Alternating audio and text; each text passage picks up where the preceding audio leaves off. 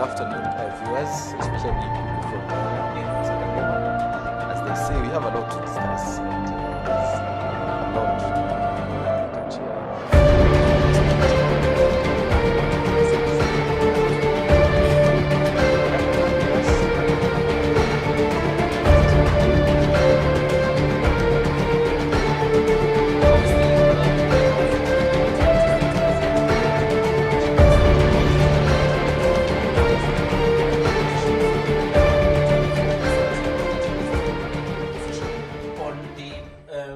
Basis formula that has lasted there for so many sittings, 10 times it has aborted, and today President Uhuru Kenyatta appeared to intervene directly. The question is, do you think the intervention by the president today is going to break the deadlock that we've seen this last 10 sittings or so? Unfortunately, I have a very different opinion towards that issue, and I think that the president is playing a gimmick. Because what we are currently facing is a situation whereby counties have no enough revenue and have no enough money given from the county government, what we call the equitable share. So it would be answerable enough for the government of the day, rather than providing a solution of taking money from a different county to give it to another county, and yet we are preaching that we need cohesion. Why can the national government produce more of its revenue towards the counties and fund the same system? We saw him promise today that in the coming financial year, he will give 50 billion in excess. Why wasn't it possible to give it in the financial year 2021? So to me, it sounds like more of a political agenda and not rather than a solution-based approach to issues. Kamau, you think the meeting today is going to break the deadlock? Thank you, JJ.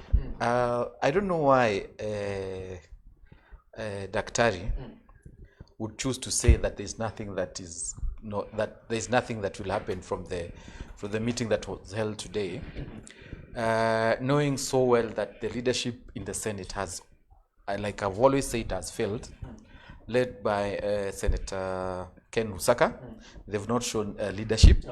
From the way the bill, this bill, revenue sharing bill was introduced, it would out of prudence that he could have even called off the camera, like we said the other time, and call order to have a Senate show leadership. Number two, it is so unfortunate that, like yesterday, we saw senators crying after failing their people, and they realizing that there is nothing to show. Now they go in their sitting to do a tea out. On President Kenyatta's and Raila, former Prime Minister Raila Odinga's meeting, that is what is going to happen in a way that the counties will share the revenue as stipulated in the constitution on what is affordable, on what is available for them. But I would take hand, and I know why Daktari is saying that it won't help, because William Ruto, who they say that they are the three men needed to unlock this thing, was outside tangatangering with other young people in Karen. So it is on that effect that those who support Deputy President and waiting for when he will make this economy better or give to the county money after 2022, that's why they can't see anything good with the leadership that is shown by President Uhuru Kenyatta and former Prime Minister. The promise that the President would give an additional 50 billion shillings in the next financial year, and obviously looking at the challenges we're having this year, 2020, 2021, in terms of the allocations, do you think it's possible that President Uhuru Kenyatta will get 50 billion shillings to add to the county governments? JJ, any statement that the president makes, especially on accounts or in the matters finances, he has seen it, he knows about it more than we do, because he has the government record. So about 50 billion is something probably that has been used in few months of this COVID. So if this money that has been used in COVID can be put in the next financial year budget, why not? That is enough money for the country. Does it mean that you don't want the country to have money from your side with Daktari, or should that money be kept in a premium bond? Okay, you make a fair point. Maina Kamunya, the leaving out of the deputy president in today's meeting, because the people who've held, probably Raila Odinga and William Ruto are the ones who actually hold the key to ending the deadlock we've seen in the Senate. And today we've not seen his engagement in that meeting. Do you think things are going to get worse today on the floor of the House? No, thank you, JJ. I don't think so. And I want to start by saying I appreciate the effort that I've made to ensure that they get this stalemate. And I want to disagree totally with Dr. Mugweru. You know, sometimes as Kenyans, let us appreciate something that's been done good. You see, when the president says that there will be additional more for 50 billion come the next financial year, it's realistic. How much do you expect from this year? Right? We had COVID. So most of the businesses are not doing fine. Even the revenue collection is still, I know it's still a challenge. Yes. So we appreciate that. On a question, I think I need Kenyans to understand one, and I don't speak for Tangatanga okay. Like I speak for Ajiko. Whether Ruto is in or out, yes, is Wajiko benefiting? That should be the critical question. Okay. Because where Ruto is today, he's a stable man. He doesn't need a lot of money like Wajiko needs in the crowd, right? Even if we go for COVID for next 10 years, yes, Ruto has enough money to sustain him. But what about the Mama Mboga in the village? So I'm asking Kenyans, let us not be swayed away by the political environment we have today. Let us focus on the development agenda. Let us support the president. Let's support those ideas that brings benefit to the common man, not just to the political class. Okay. So I want to deviate myself from saying that because Ruto was not there, there's no. Let us focus on. You make a point and you appear to say you don't agree with Mugweru on the 50 billion shillings that are supposed to be added. Are statistics on your side? Because we have had the conversation on revenue sharing for quite some time, the last 2-3 years, as regards the amount of money that should go to counties. So are statistics on your side that it is possible to have 50 billion shillings? You see, I think that it is possible. What I know is this: whenever there is a political goodwill, it can be done. Okay. Ask ourselves this question: if they are willing to give that money to the counties, and they have the political backing, then it will happen. Yes. Because I think they have understood that no matter how much you talk about stabilizing the country, without counties working, then you don't make any progress. Let me put this to you. The last financial year, there was a proposal. Actually, the Senate had passed that 336 billion shillings go to counties. I remember. 336 billion shillings.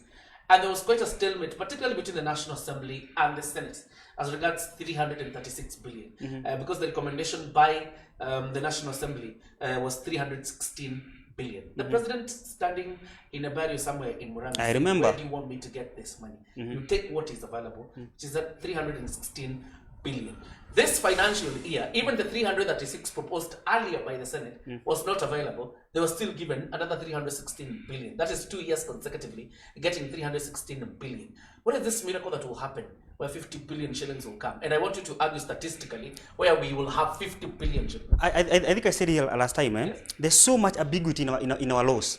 And you see, when they were making that proposal 2 years down the line, maybe they were working on progression. What was the constitution oversight? What have they when you talk about ambiguity in law? Because get this clear here. When the Senate talks about 16 billion, had they consulted the national parliament, the national assembly? No. You get? And that's why there's so much out of fight between the national assembly and the Senate. And I said here last time, I said this, at least we need to get things clear, right?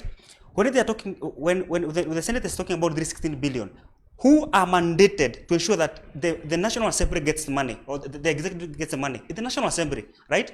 So they're the one. No, when it comes just a minute. Just a minute. It's actually a bill that involves. It's okay. But you see, the bill is in the Senate. Yes. But the one mandated with the budget is the National Assembly. Yes. So the National Assembly knows how much money we need, how much money the government, what are the projections of the revenue this year. So when you are making an estimation there in the Senate, consult the National Assembly first so that they give you their oversight. They know the national government collected this amount of money like last year, so how much can we project? And I remember that in those 2 years, the KRA have fall short of around 1 billion every financial year. So I think Senate need to work together closely with the National Assembly so that you've given me stories about ambiguity of the law. First of all, is a committee called the Parliamentary Budget Committee that advises both houses, the Senate and the National Assembly, on projections of revenue and how money is supposed to be divided. But I want you to answer my question. With those statistics that you're talking about, the projection of revenue, KRA falling short of its target, where do we get this 50 billion? JJ, I want me to take back you. Why have this formula of in the Senate gone for 10 times? Does it mean that there's no money in the National Assembly, in the budget? Is there money or there's no money? There's money. There's money. Why have the formula taken 10 times? Because there's lack of political goodwill. It's about who is stronger than who. The same happens in the National Assembly and the Senate. You see, you remember Dora saying, we are not here as busybodies. We are here. Give me an answer. Give me a straight answer. Because now you're taking me through roads. I'm asking you, where will the 50 billion? You've talked about projection. You've talked about KRA missing its targets every single year. In fact, for the last 4 or 5 years, KRA has not met its target. I want you to tell me statistically or economically, where will this 50 billion shillings come from? I'm not an economist, but I can tell you, I know where there is political goodwill, they know where this money will come from. I think the president have advisors, economic advisors, who will tell him, you know what, this year the problem was here, so sort out from this amount. You get the point? So because no, JJ, let's get this clear. Okay. When there is a shortage of money in a certain department, you have seen them cut budget of judiciary, cut budget of another department, so that they get. In fact, the government reduced its budget from the previous year, 3.2. Right now, the budget we are operating with is 2.8. Which tells you government is actually cutting on its own budget because of the lack of money, right? Yes. So you're telling me that in between here and June next year, there's a miracle that will happen and government is going to revise its budget upwards and we'll have an additional 50 billion to counties. No, JJ. Yes. Let me remind you something. Why are we complaining that the devolution is failing? Let us take for example, Minister of Health. 80% of the budget is left in the National Assembly, in the national government. How much does the national government concerned about the Minister of Health? But you see, they are left with the 80%, 20% go to the counties. Who should have the 80% and the 20%? It should be the vice versa. You get the point? So I think if they do the vice versa, then we get this 50 billion to the counties. You've not answered my question. Come on, kindly help your brother. Where do we get this 50 billion shillings? Thank you, because you're also optimistic that we will get the 50 billion shillings. In fact, yes. If I listened well, Maina Kamunya answered you. He told you he is not an economist. And the government, that is why we should have left it. That's where you could have left it. Because government has employed the best economists, actually trained all over the world, to sit in that treasury house and the KRA collection center to know where this money is coming from. You know, we can't just go to president's pocket and ask him, how much money do you have? So we let him work. Whatever he promises, we make sure he delivers. That is our work as Kenyans. So clearly... So because we're not economists, we shouldn't even try to get it to where the 50 billion shillings will come from. In fact, it is a projection on next year. Yes. Why are we worried that it won't be there? Let me ask you a random question. According to the projection by the Minister for Finance right now, Uhuru, the economy is going to grow in between 3.5 to 3.8. That's the growth of the projected growth of the economy this year. Then you're saying, with the constraints that were there in the previous budget, in fact, in preparation of the previous budget, or the budget that we are dealing with right now, the 2020-2021 budget, it says the economy then was growing at 5 point something. Now we are doing at 3.8. And at most, it can only do 4.2. So where will this money come from? And when the projection of the budget was done, actually this year, when it was read, or even last year, the economy had just slowed down. Nothing has happened. The government has not spent. But then it was doing at 5.6. Forget about that. Yes. The government has not been spending. Okay. The business had closed. They're gonna be up. I'm very optimistic that the business will open, the world will open. We will do business with our worlds, and we'll get this money from the taxes that is collected from the. Very quickly, where will we get 50 billion so that we move from this? I think what I would like first of all to reiterate is that I'm appalled by the point of misinformation these people are coming from.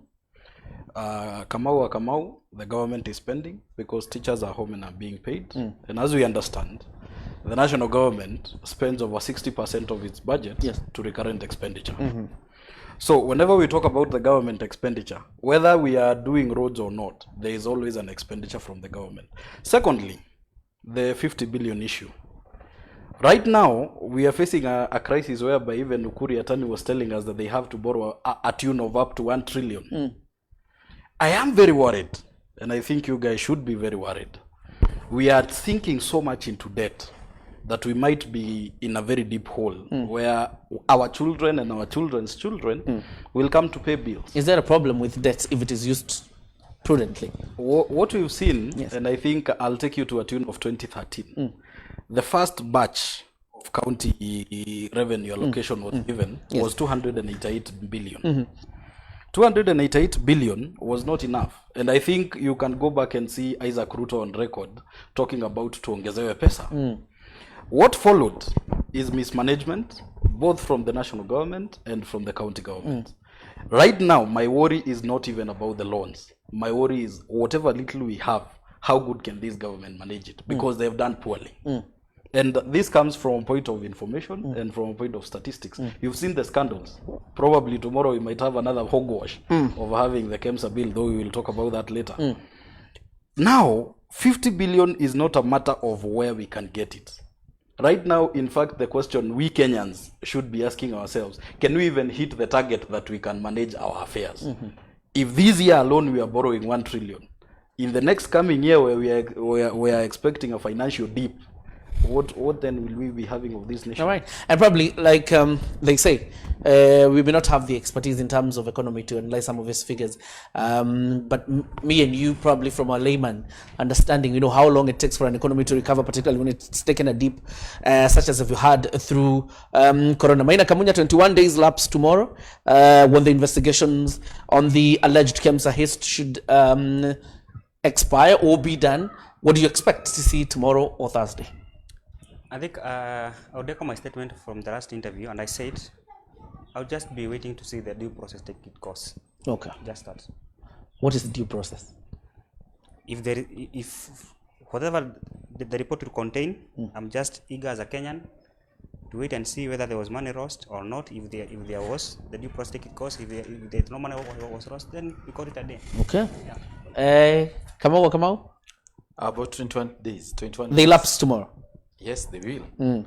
But from what we've picked, it started with the Senate. Yes. They made a lot of noise, saying nothing, asking so many questions, and dramatizing, bringing in the agent of confusion. But the Parliamentary Health Committee, they did it in a very sober manner. You mean the National Assembly Committee? Yes. Okay. They did in a very sober manner. They actually put very fair questions. And the Ministry of Infrastructure and Health, the Department of Health, Ministry of Health, they answered the questions that were put.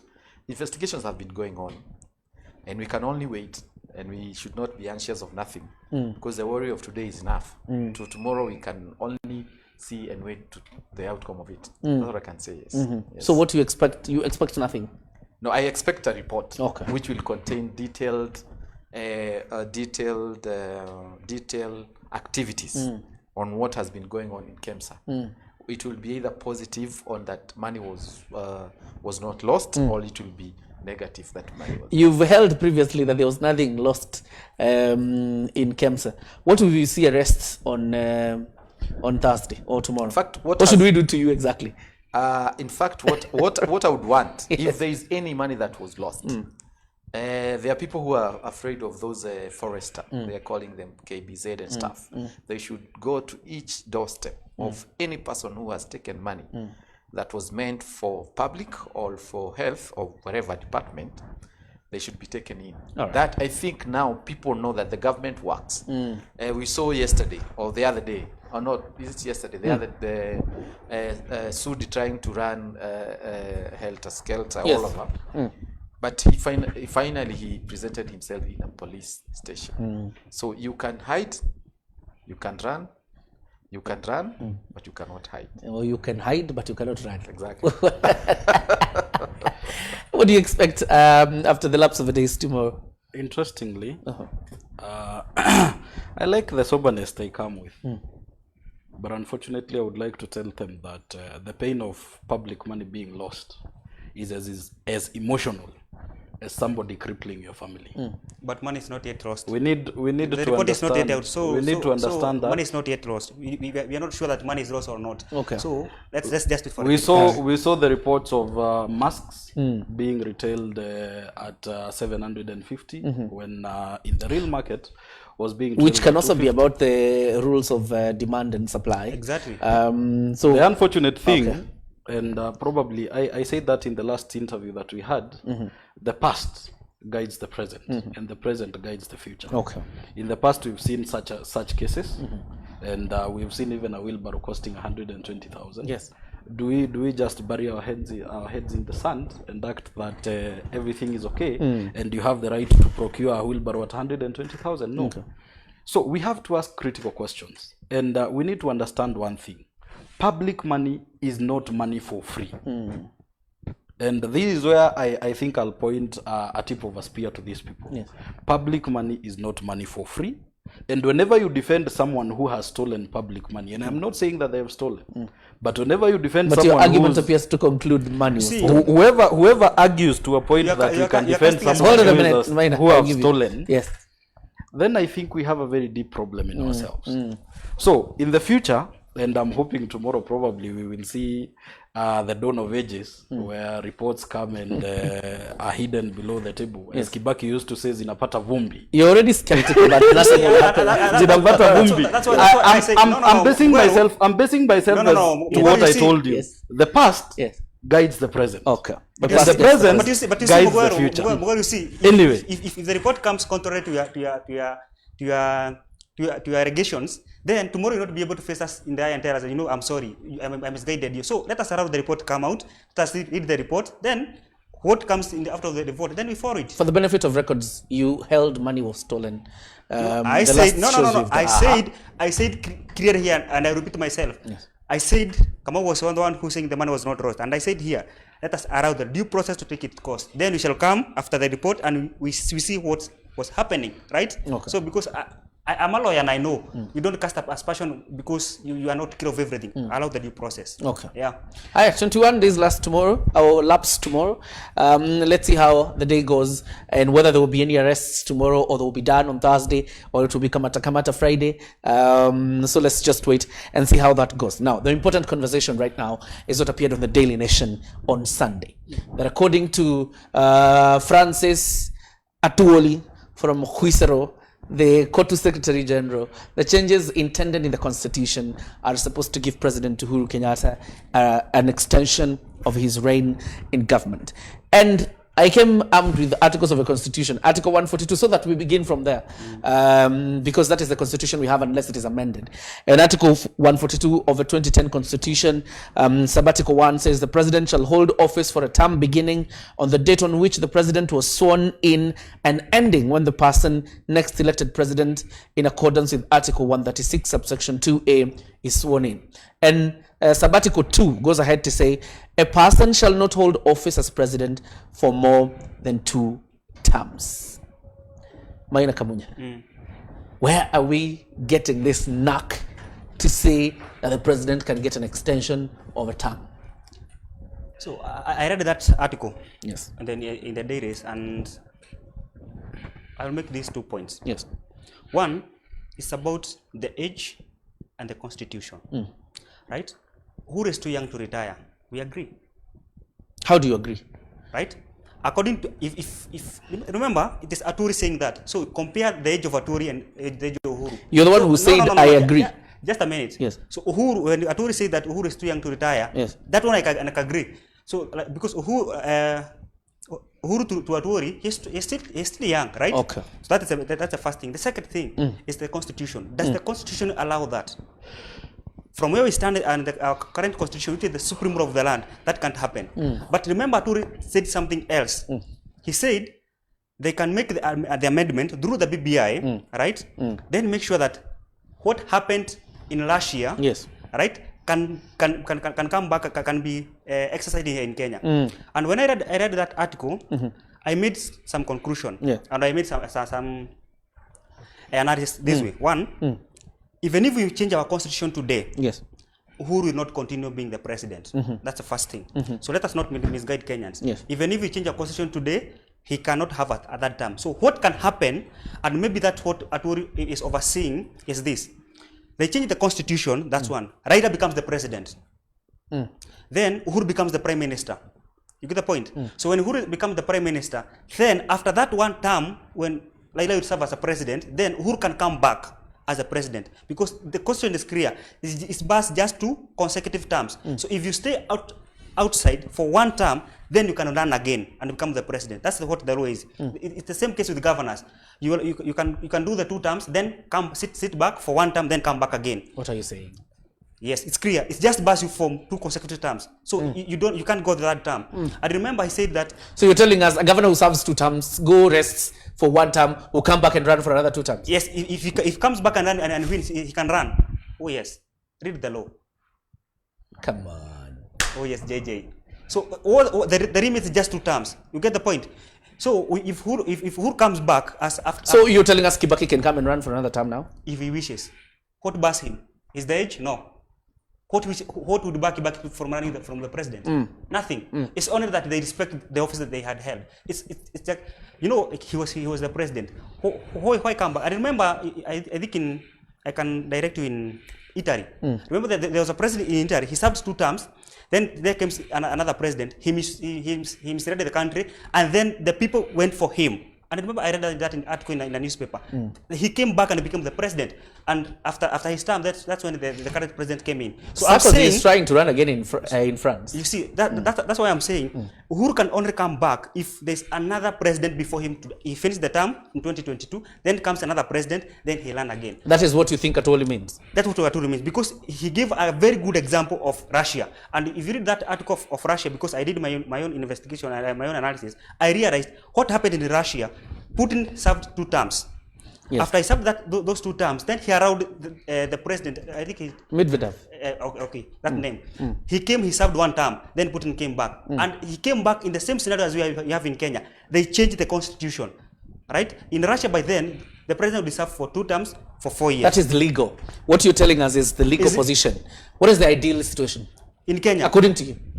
You see, it's as we speak now, it's not possible because we have not yet amended the constitution. Okay. But if we amend the constitution, if we get the BBI report and we see what is contained there, then we shall be able to argue from a point of rigor, say that if this happens, then it's okay. Okay. You get the point? Okay. Yeah. Probabilities, good probabilities you've given us there, as regards the extension of terms and 2 consecutive terms. But Kamau, is President Uhuru Kenyatta too young to retire?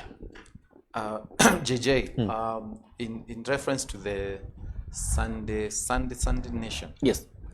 All along I've been telling you about Francis Atwoli. And I remember like 2 or 1 month and a half, I've told you that the person who has the compass, political compass of this country is who? One Francis Atwoli. Okay? As controversial as that may be. As controversial as that can be, he seems to say what so many people are not saying. But I don't think that is the ideal for President Uhuru Kenyatta. In fact, President Uhuru Kenyatta said, when I'm done with my term, I'll just go home. You remember when he went to the AIC church, Milimani? Is it Milimani? He said, let me excuse myself, go to the family matters, because after I'm done what I'm doing, I'll go back to them. So I don't think, ideally, President Uhuru Kenyatta is pushing for it. But let me tell you, if there will be a vacuum after BBI of after referendum, and there's nothing that can be done, we will have no option but to get him back, probably as he's saying as a prime minister. I don't have a problem with that, because from the side of Atwoli and friends, they're saying he has got experience of which we need now. Yes. With all due respect, we can not just waste it. In terms of age, he has but I also believe that he can be given other tasks. The world has so many opportunities, has so many vacuums, like you're saying, but not necessarily being swapped, like he's saying in Russia. We also need to give other people chances to be somewhere. Okay. That person should not be William Ruto, as I stand. And I'll come back to you on the point you hold as regards whether the president really wants an extension of term, and we'll talk about it in detail. But the argument that the president is too young to retire, your reaction? I think I'll be quite concise on this. The retirement age of a government official is 60 years. Democracy, which our nation stands for, and probably which is not aligned to the country called Russia, stands that the president does 2 terms and he is done with governing a nation. Yes. We need to create a line, and I said that in the last interview, between sanity and chaos, and that line is guided by democracy. As Kamau has said, President Uhuru Kenyatta has no interest in going for more power. He is, in fact, so many of his statements can be recorded, saying, hii maneno mimi ikimaliza miaka 10, I'm done. One of which is very controversial, and probably which Kamau avoids like plague, where during the campaigns he was saying that yake 10, Ruto 10. And secondly, I do not have a problem with Kahara Kamau talking about the issues of the president and whatever else. What I have an issue is, if these laws being made, if these power sharing deals being made are not beneficial to Wanjiku, then at any one given point, we are not accepting. We should not accept it, we should not support it, and we should never let it happen. All right, I'll go back to mine in a bit. Before you raise your point, because you said the president is not keen on getting an extension of term. Why then does he entertain? Because you appear to tell us that Atwoli is the one who was the political campus of this country. Why does the president then entertain such talk if he's not interested in an extension of term? Thank you, JJ. In the constitution, in the Kenyan constitution, like you've read, we have freedom of expression and rights and privileges for all Kenyans. And Atwoli and any other, like Kamau, Maina, Daktari here, can say whatever they want. But you, even if they say what they want about you, you have the final decision. And I'll pin it to my my guy here. Let me tell you, for sure, and Kenyans know, and I'm telling them on the face, Ruto is not Wanjiku. The only thing that is making Ruto not to like what is happening with the clamor for referendum and things, because he knows he doesn't stand a chance. The same Atwoli has told this guy, you're not mature to be the president. Because from his act, he seems to tell people, that Wanjiku say, anything that is against William Samoei Ruto is wale watu, number one. Number two, he uses very funny, not very cooperative words. But when you look at what President Uhuru Kenyatta... What is wrong with watu wale? What is wrong with watu wale? Why do you want to lead a nation which has 50 million plus people? Why would you point that person? If you and Maina sit down here and you're opposing me, and I want to report that to Mugwero, what will I say? You want to in fact, in the correct hold on a minute, because this is... You'll say... what will I say? But let me ask you... Let me ask you... To all of us, to all of us, yes. If you want to be a leader to all the three of us here, yes. How would you refer us to? If you want to be like our father now, right? How would you call us? And we are all in your compound. Would you call one of us, ule mtu? Or you just say... What would you say in Swahili? Swahili? Yeah, if you're referring to them. Sisi sote wa Kenya. Kuna wale wako na... I'm talking about a group that is opposing it. What did you see? So I'm saying, sisi sote wa Kenya tunahitaji kuwa tukifanya hii. Okay. Kuna wale wako na differences na kuna wale wako pande zetu. So the word wale has been used. Wale now sasa wale watu wako na differences. Started in 1992 till today. Come on. Let's not get too semantic. You see? Yes. And I'm afraid, Kamau, you want to run for a political seat, and you're assuming so many critical issues here. Actually, it's just not any Kenyan. He isn't. And take it from me. Whenever he says, yes, he has blessing from somewhere. And so you think he's been sent? No. Let me make this point clear, and maybe remind my panelists here. Remember, there's a time Uhuru in Sagana State Road said, if they give me that position of Prime Minister, where is the problem? He said that in Sagana. Yes. Right? When he was in Roka. But he said it passively. Yeah, okay. When he was in Roka, just the other day, he said, yes, I'm too young to retire. Nikimaliza time yangu tena nyumbani. But ask yourself one question. He said there in Roka, I just want to live a peaceful and a united country. Right? Are we yet peaceful? Are we yet united? So he still have an agenda to achieve. So we let him. Just a minute. I don't mean to make my point. And you think we are not united? You see that, and that's why. Why does he support BBI and maybe separate himself? Tell me something, because Uhuru is not here. You're the one who is here. Yes. And you're trying to tell us that the agenda of unity that the president has is not achieved. It is not yet achieved, and that's why. And that way we should give him an extension. No. Let's separate issues here. I'm saying his intention is to leave a united nation, right? And it is not. We are not yet there. We are more divided as we are before, right? Maybe the degree of division. What is the yardstick you use to measure division? In terms of tribal, the tribal that support the government, and I'm just trying to be real, right? We say Laira controls half of the country. He is outside the government, so the country is divided. So now Ruto is outside, Laira is in. So the massive that Laira controls are on the side of the government. That is your argument. No, I'm talking about the reality in the ground and how Kenyans, common mwananchi like me, think. Okay. You get the point? Make your point. So that's why I'm saying. So Uhuru have still an agenda to achieve, live a united, prosperous nation, right? And I want to get my argument on the reason why he supports BBI. He is supporting BBI. He knows if this BBI does not go through, then he have no legacy to achieve. Remember, the big four agenda have not yet achieved, right? So he must pursue BBI until the end, so that even if he does not get an extension of the term, he leave a more united nation. There must be a reason why you're making that argument about unity and saying the country is not united.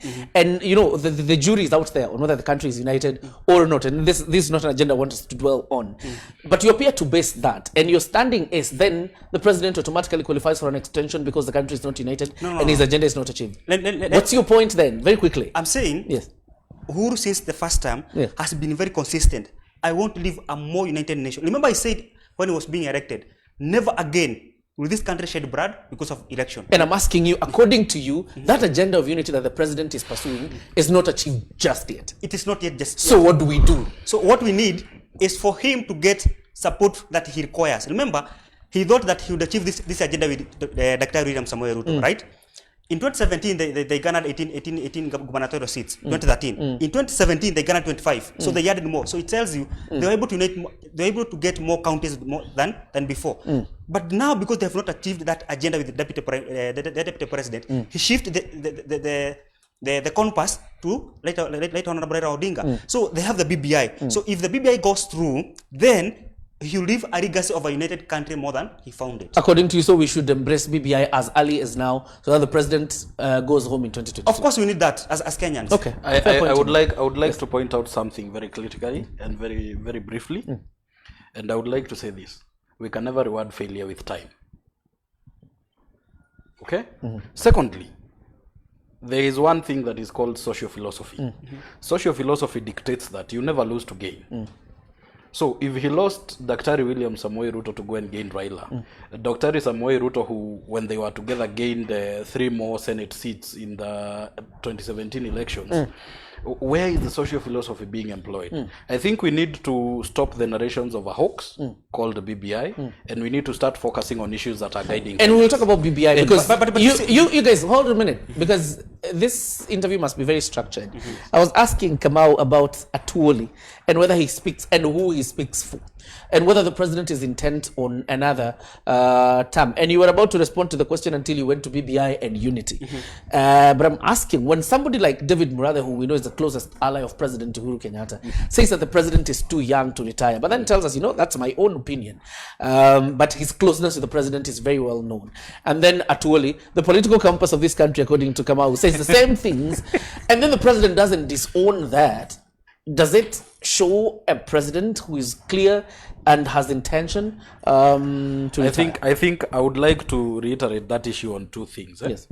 One is hypocrisy. The hypocrisy we see in this nation is appalling. Honorable Oscar Sudi talks and it is his own independent opinion, then it is deviated to it is Dr. William Samoei Ruto talking about it. So if we are relating these two issues, if Murathe speaks, then I think that is a direct mouthpiece from the president. And I should be very worried. If Oscar Sudi then speaks, then we should relate it to Daktari. But this is where the hypocrisy comes in. Murathe says that it is independent. Sudi says that it is independent. Okay, let us trust their opinions.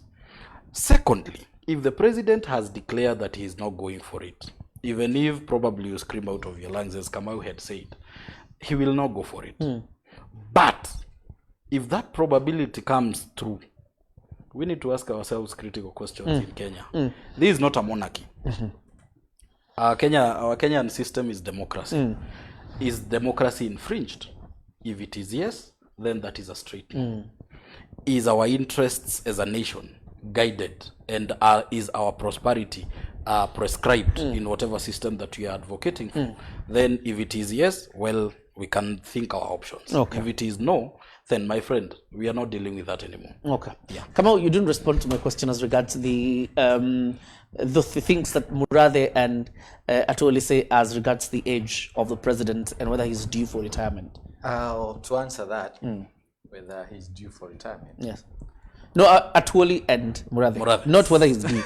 Atwoli and Murathe. The things they say. Can you dissociate them from the president? David Murathe said they are scheming in every way and ways and highways on how not to make William Ruto next president of this country come next general election. So for me, if they're scheming, they will convince, because they are friends, Uhuru Kenyatta to stand on the way for William Ruto, according to the democracy that my friend here is talking about. If that's what it will take, then may it should go. You have not answered my question. No, I'm saying the friends. He hasn't answered. Hold on a minute. Give me the word. There is Murathe. Yes. There is Atwoli. They are talking about the retirement of the president. Are they friends, and who do they speak on behalf of?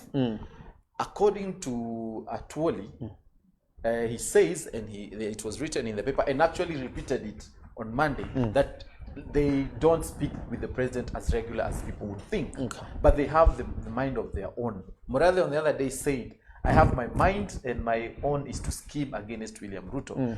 The president of a nation, like the Bible says, the mind of a king is deep like water. Who can search it? Okay? The president is not here to answer your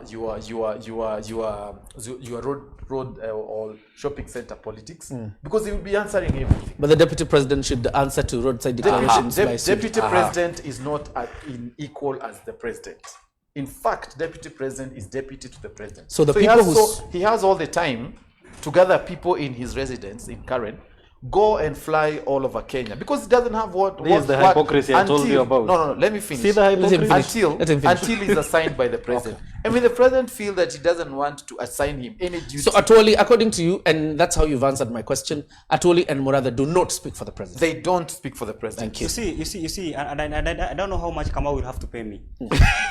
Kamau, you need to be honest. And we need to be honest. You need payment? Yeah, he must pay me. I think I'm. You see, Firstly, JJ, if I come and tell you know what, JJ, I saw your wife with somebody else there outside. If you didn't have clue about your wife, you'll be very bitter and you'll act very fast. But if you tell me it's okay, so it means you already know that maybe you're not in agreement, right? So I think from where I sit as a Wadiko spokesperson, yes, I think President, you can't separate the talks of Murathe and Atwoli from the president. Just a minute. Hold on a minute. You know what? Okay. Let's enlighten our viewers, and because we are generation past. This generation is past. What can I call it? The times when you'd speak and think that everybody does not understand things. Yes. We understand the system now, and we know there are people who speaks preparing the way. They are John the Baptist. They are preparing the way for Christ to come. You get the point? Yes. So they are preparing the way for Kenyans. They are telling us, you know what, Uhuru can learn for a second term. Do you get the point? And I want my friend Kamau to go back. Go and run that history of Russia. Yes. That's how the president started. You start making statements that, you know what, Uhuru can run for that term. You see, when you take that statement, you allow people in that country, they start thinking, what can happen? What would happen? So then they come back, the same system comes back, they get your views, then they report back. You get the point? So they know whether there will be a good reception or not. Okay. So they are prepared for it. Okay. So I would say this, what Morada says, what Aturi says, is not far from the president. All right. Now, but probably... Just a minute. Maina Kamunya, let me tell you, I know you're a young man and you're aspiring to marry. Okay? And I'll tell you this. When you see someone's wife out there, don't be quick to say that you saw someone's wife. How does that... Because, okay. How does that fit into this conversation? Because you don't know the relationship wife and husband do have. Assuming that was an example. That in politics, let me tell you. No. I will not allow valuable time of this debate to be lost. I was giving just an analogy. It is good you are advising him about what he should do about a wife-husband scenario. That does not fit into this conversation. It does. Maybe when you're out there. It does. You don't allow me to finish. But you see, Kamau, no. I was giving an analogy so that our viewers, for the sake of Amamwanjiko, to understand what I'm saying. And I'm saying basically, if I give you a bad news today and you don't react, it means you're already privy to the information. The point I'm trying to make is, guys, let's respond to deep things, not basics. Exactly. About examples that, the example. What I wanted to say about politics in relation to relationship with people and wives, I was not taking it personal. I was saying, Murathe and Atuoli are mature enough not to say what you want to hear. And the same as those people who have matured in relationships knows. But you don't need to tell everything. Come on, answer this question. Answer this question. Gentlemen. Just a minute, JJ. Gentlemen, hold on a minute. I'm moderating the show. For the purpose. Murathe and Atuoli, they don't need to tell you everything they know about anybody. And that is what I was trying to relate. There's something called the rule of relevance in debate. I want you to relate that with what he said as regards why they are speaking and who they speak for. That was his point. Exactly. That's what I'm saying. Yes. Having matured in relationship with people, their friends, and like the example he had given, you don't go saying what all your friend told you. And that is why Murathe being the president's friend and Atwoli being Murathe's friend, there are things they can't all spill all the beans here for you to know. What am I saying, Maina? I'm saying they could be having intention too, maybe in future, but we are in 2 years to that. You're following me, GJ? What I'm saying is this: why are we running to 2 years, which has not come, and people who have intentions, we want them to let it out? Why do you want them to tell you their secrets and you're not telling them theirs? So JJ, I think you are contradicting yourself. You once told us here that Aturi is the pointer of the politics. Not once, he did today. Not once, even today he said it. And I want him to answer this question critically, and answer it to us such that we will be satisfied. When Murata says that we are trying the best we can to ensure that Ruto does not become the president, he does not say I, he said we are. Who are they? Those who are doing that job. You get the point? So that's why I'm saying there are people who, when they speak, you clearly understand. They're not just speaking for this. They may be speaking their mind, but they are preparing away for something. Okay. You get the point? Now, there's association. Let's get over that because it's something else. Just the other day, and probably whether this shows is a sign of confusion or what's happening, Murata told us Raila Odinga is going to be a transitional president. And President Uhuru Kenyatta is too young to retire. So what do you think that fits? How does that fit into the matrix? I think I only beg to ask one question. In this nation, is a president made by specific individuals or is he made by the votes cast by the Republic? So whenever you come and tell us that whoever you think is a transitional president or whatever narratives they may bring, you need to understand that one power that is granted by our constitution belongs in one of my pockets here called the voter's card. And the moment you start insinuating such sentiments, I think we should, as the public of Kenya, we should be very, very, very afraid of our democracy. The other day I told you we have a very thin line between dictatorship and democracy.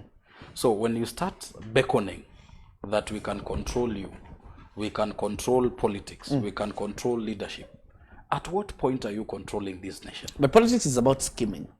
It is about scheming. But what is politics? What is elections? Yes. What is democracy? It is the power that each and every Kenyan has to elect the leader of their choice, given the mandate to represent them either in the National Assembly, in the presidency, and in the county assembly and the Senate.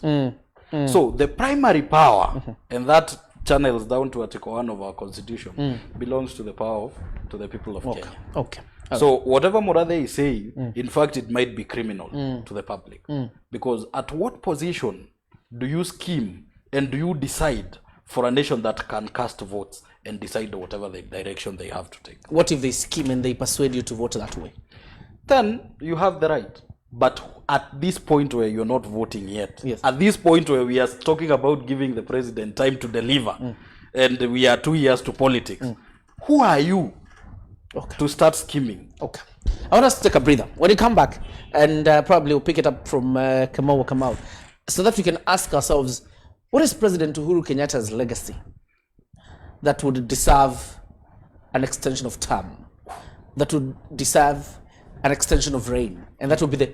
Don't answer now. But you don't you could have now. let us answer what You will is there. respond. No, on just one minute. We'll take a break. Let me and say, we'll respond. don't let that go, JJ, because You will respond to it once William you're back Ruto- from the break. William Once you're back Ruto- from the break, you will respond to it. Okay. Okay?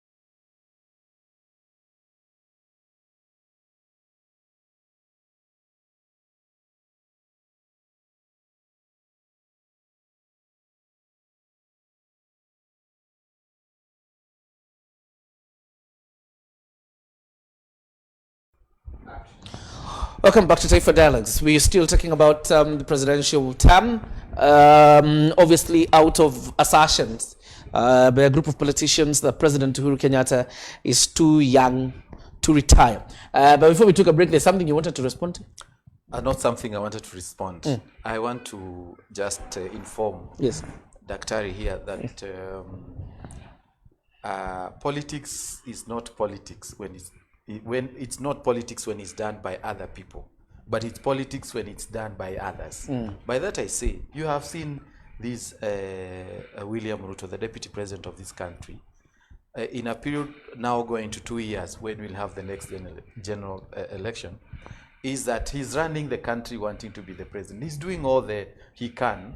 He parading all his troop like yesterday he was doing to Awalo. It's called Owalo, saying that that is his troop and he want to work with them and Akina Halwale. What is wrong with people doing politics? Why would you you say it's criminal for David Murathe to talk about Atwoli, to talk about the president extending his term, and now that Ruto And not have a problem with the deputy president yes, campaign. that's what I wanted to Okay, clear. you make a fair point. So because it's also good to balance and know you can mention criminal and saint and still discussing the same thing. Okay. So and like I said, William Ruto is not Wanjiko.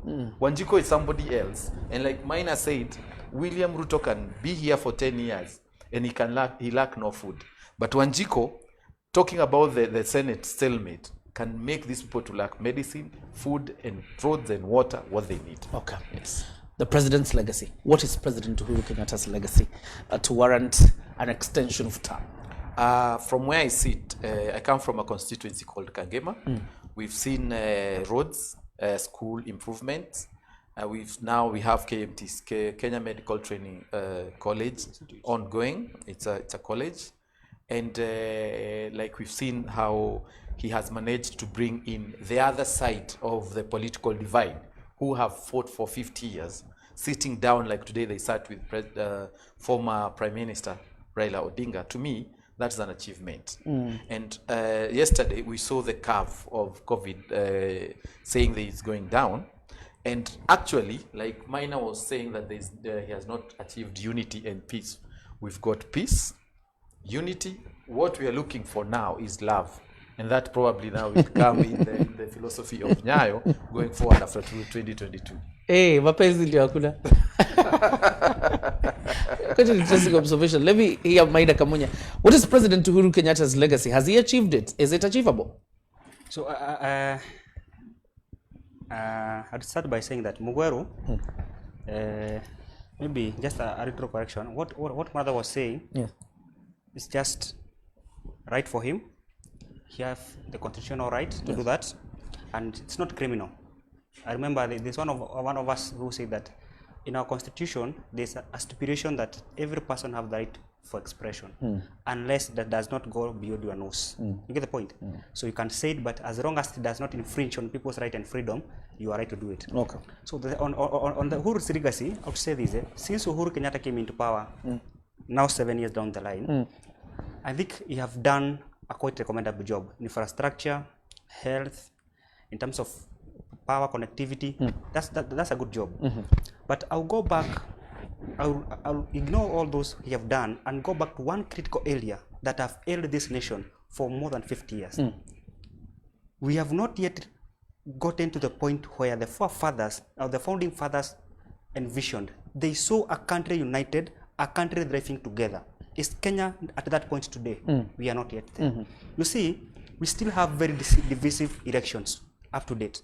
We still have tribal politics up to date. We still have ethnicity, right, taking part in all our elections. By ethnicity, you should have said negative. You see, a negative, that is it. And that's why I'm saying we have not yet embraced diversity and cultures, and we saw that we are all Kenyans. Besides being a Kikuyu, I'm a Kenyan. You get the point? So I think Uhuru have a very big job to ensure that before he leaves, because if he doesn't achieve it in these 10 years he have, then it means we will have another 7 years crying for the same problem that ailed our forefathers, the unit of the nation. So I think this, Uhuru have a duty to ensure that before he leaves the office, he can be able to sit down with the deputy president and let Honorable Raila Odinga and bring them together. The only problem I have, and what is challenging my mind and what I'm thinking I can't see through it, the answers, is the type of what I can call political betrayal, because that's what have broken our country. Remember, you start from the founding father Mzee. He had an agreement. Before you take it wide open, I asked you about the president's legacy, and you have told me road, infrastructure, power, right? Economy at least. No. Economy will not go that economy. Remember, when Uhuru became into power, we were reaching, I think. There's something I want us to build. That is why I asked a very specific question on President Uhuru Kenyatta's legacy, so that we can go to the other level. And you've told me what you think President Uhuru Kenyatta has achieved and what he hasn't achieved. The president's legacy so far. I will revert back to my home place. I hail from Laikipia North constituency, that is in Laikipia County. Unfortunately, Uhuru has totally not delivered. On what? One, we are a constituency where people walk over 7 kilometers to get water. We are a constituency where the president himself promised within 6 months what of his tenure. What is a devolved function? You don't ask the president questions on water. I think one, water is not both devolved because we have PS Wairagu. Yes. Who is doing boreholes. That's everywhere. policy. Okay. And one, the key issue, whenever you make a promise, you keep up to it. The president was in our constituency. He promised you water. And he conducted 6 meetings. Out of the 6 meetings, he promised 3 issues. Yes. Number 1 was roads, tarmacking of roads. That was Timau, Ethi, Doldol, Kisima Road. The second one was Ngenia to Juakali Road. The third one was Mararal, all the way to Kirimon, all the way to Wamba. Those were 3 roads promised. Forgive me, From me, his- JJ, because from his own mouth. No. I would, Let me finish. No, JJ. Secondly, I won't allow he that promised one. water. You know why? No, I can't allow that one. And if I'm getting the president from Just a delivering minute, in my just- constituency, hold on, just a minute. hold on. Don't attribute the failures of your leaders to the president.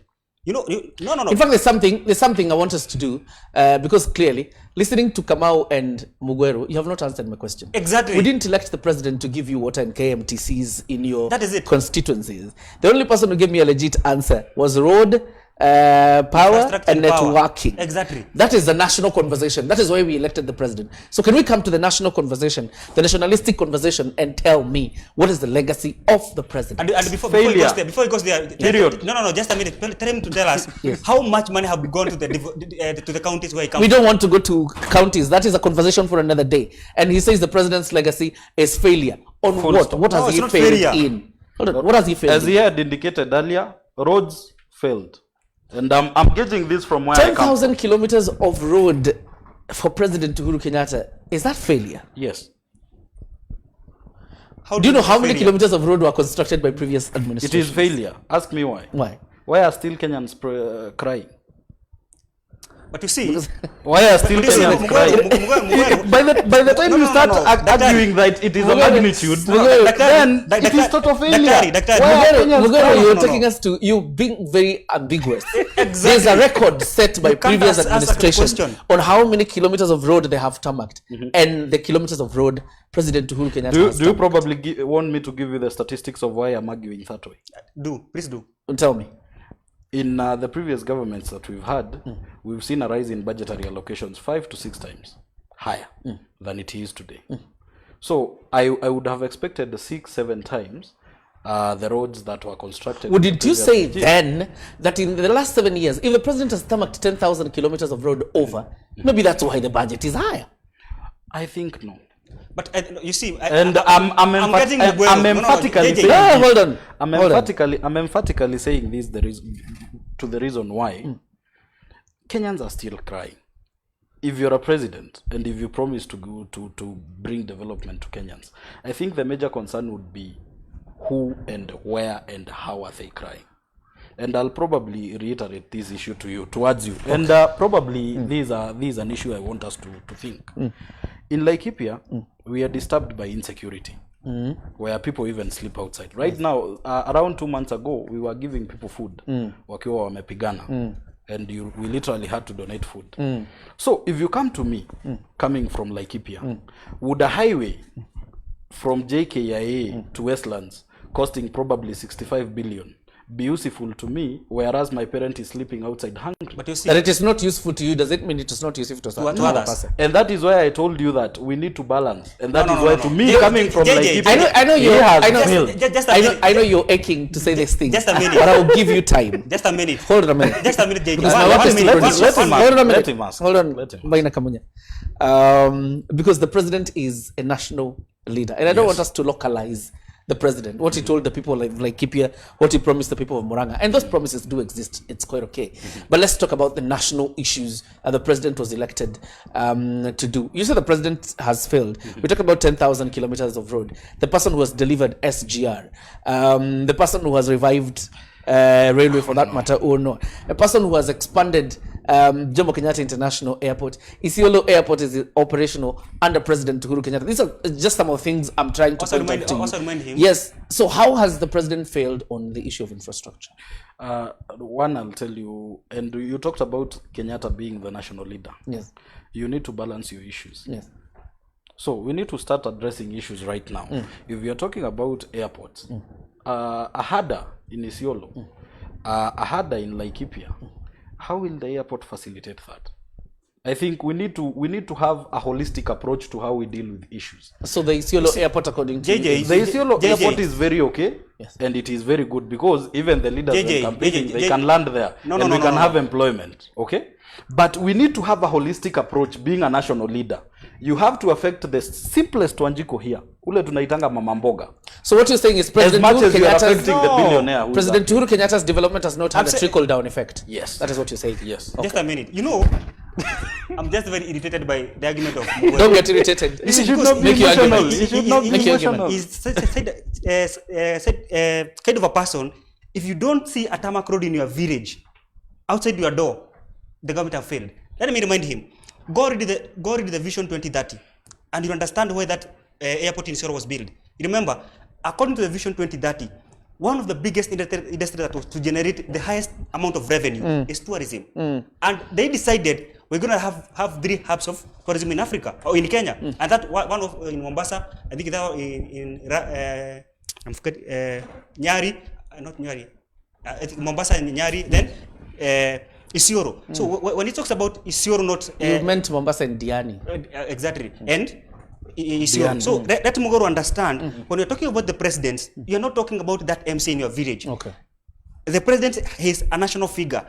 He is there. His argument is, and probably that is now what he should respond to, that the president may have delivered on this huge infrastructural projects like the ones you're talking about, but they don't have a trickle-down effect. But you see, where he comes from, there's an MP who represents the national government. There's an MC who represents the county. So that these questions, no, I'm not emotional. These questions, he should ask the MC and the MP. I'm here in Juja, right? I've seen tarmac road, but I've never seen the president here. But I've seen tarmac road being made. You've not understood the question, the point he's making.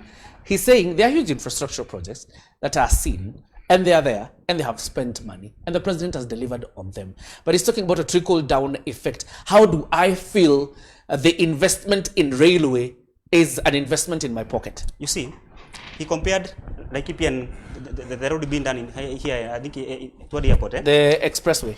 How much production is it in Laikipia from Nairobi? Can you compare the revenue generation? Because I know one of the things that guides the project of the government is how much we need to be able to pay back. You get the point? Viability. Exactly. That's the word, viability. So if a road in Laikipia, we only bring ships and goats here, and when they're talking about a road from airport to Nairobi, can deliver 3 or 10 times the revenue that will come from the goods. Let me interject. No. Before you interject, the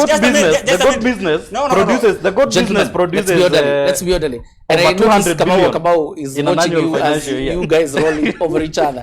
But very quickly, because there might be a genuine concern in what he's talking about. Look at hold on a minute. I will come to you. Come on. Just a minute. About Give me a minute. Laikipia, Give me a minute. He's I will not come telling the truth. I will come to you. It That's may not why be true. I'm so quiet. We'll answer.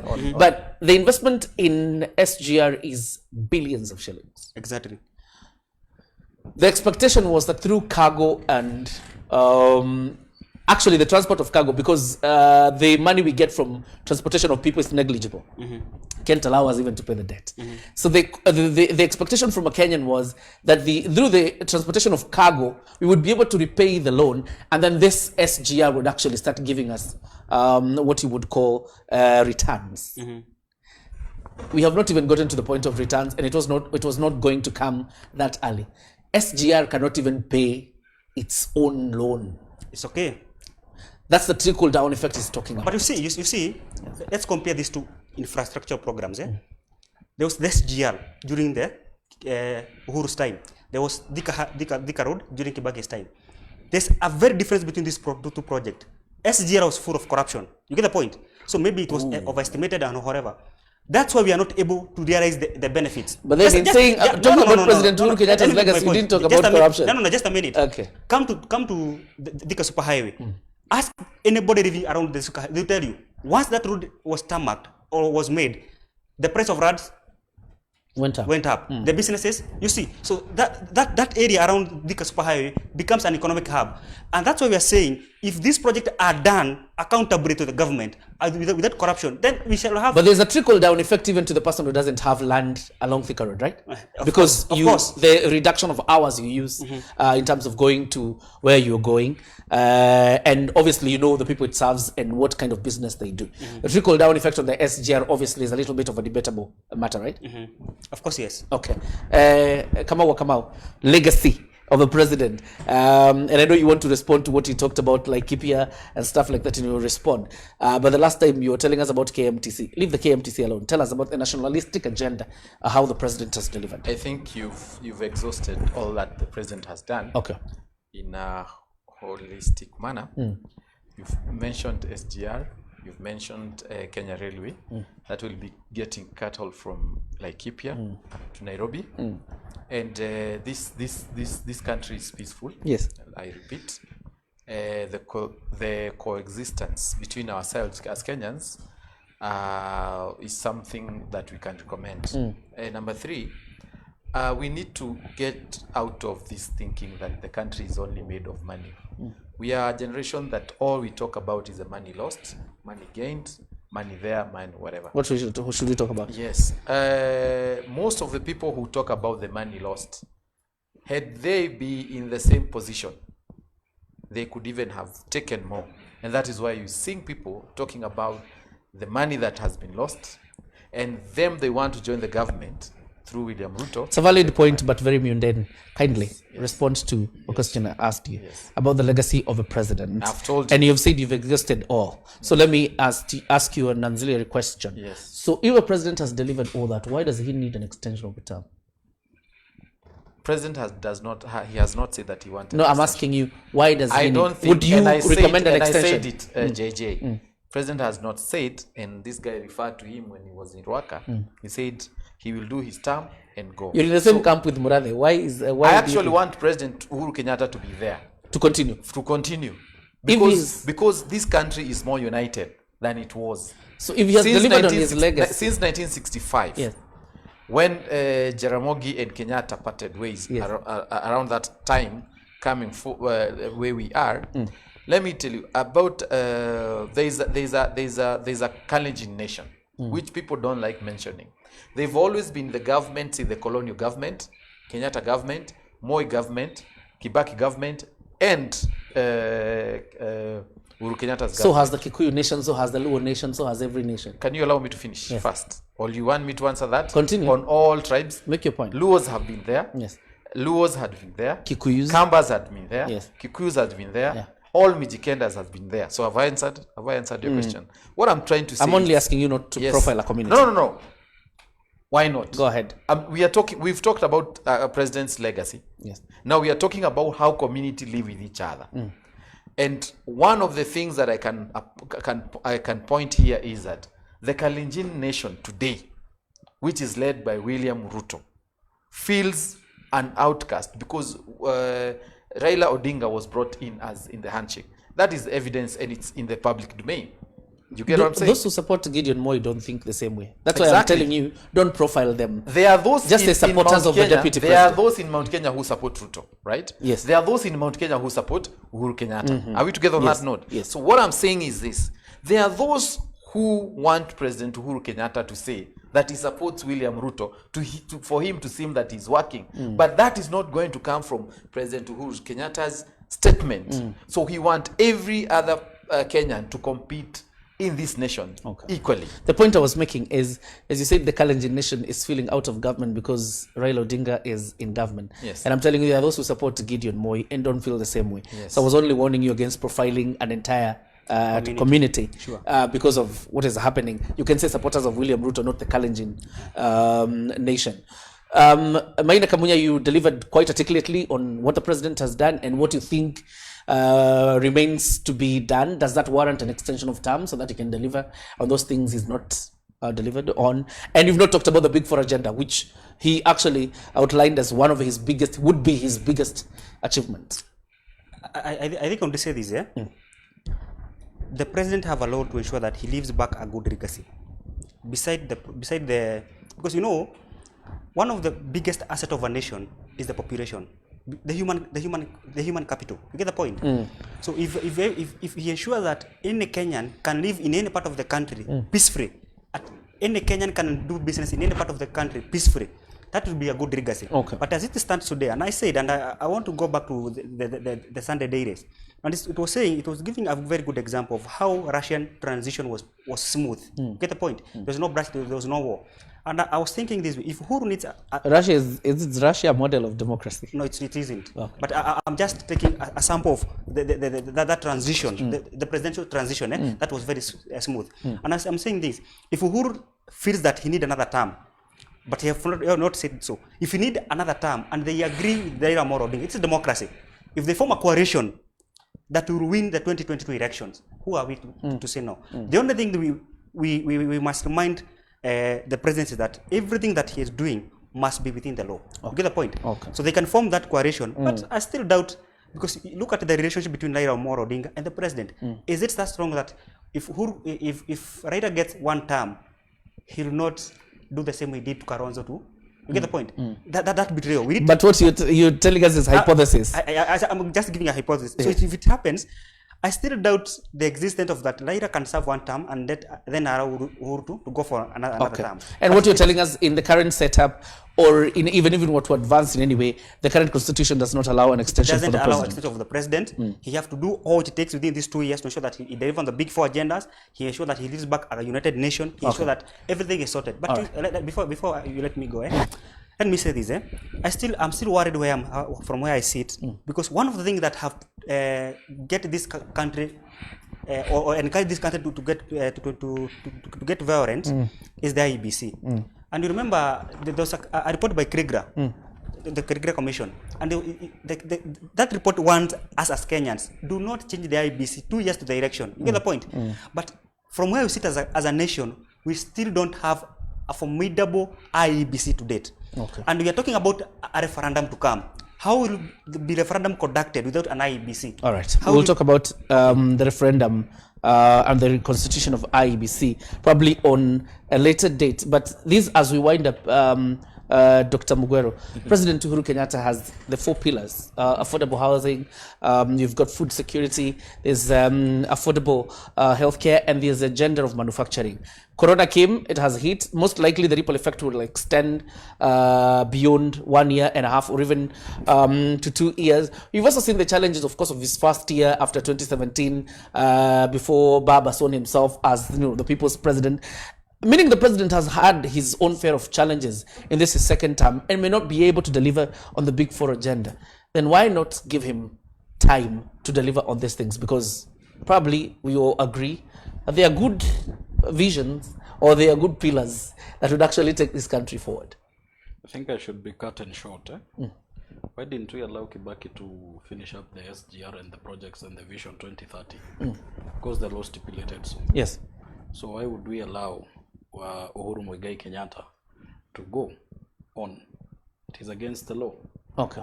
Simple, short, and concise. So what if he identifies a person who should do that, and he says it is not the deputy president? Because I know you support the deputy president. What if he says it's not the deputy president, and he identifies somebody else who can run away with his agenda?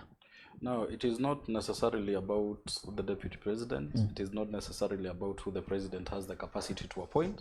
It has and fully relies on the public acceptability. Okay. Who does the public decide that needs to vote, and who will the public decide that they need to be their president? But you will be fine with whatever choice the president makes. I wouldn't be fine with whatever choice the president makes. I'll be fine with whatever choice Wanjiku makes. Thank you very much, guys. Unfortunately, time has run out. Thank you very much, Dr. Mugwero. Thank you, Kamau Wakamau, and also Maina Kamunya, for coming on, and have yourself a wonderful week. Thank you very much, viewer. Of course, you can continue monitoring what is happening in the Senate. We expect probably the deadlock after meeting the president, the Senate leadership. We had the majority leader, Samuel Pogisio, the majority whip, Irongo Kangata, minority leader, James Orengo, and the minority whip, Mutula Kilonzo Jr. and Beatrice Kwamboka, who was standing on the side of a minority in that meeting, and the president and also Raila Odinga. Probably that will be the end of the deadlock we've seen, or it will break the deadlock. It's a question that remains to be answered, but of course the answers will be today, not tomorrow. Have yourself a wonderful evening. My name is John Jacob Curia, and continue watching Taifa Dialogue.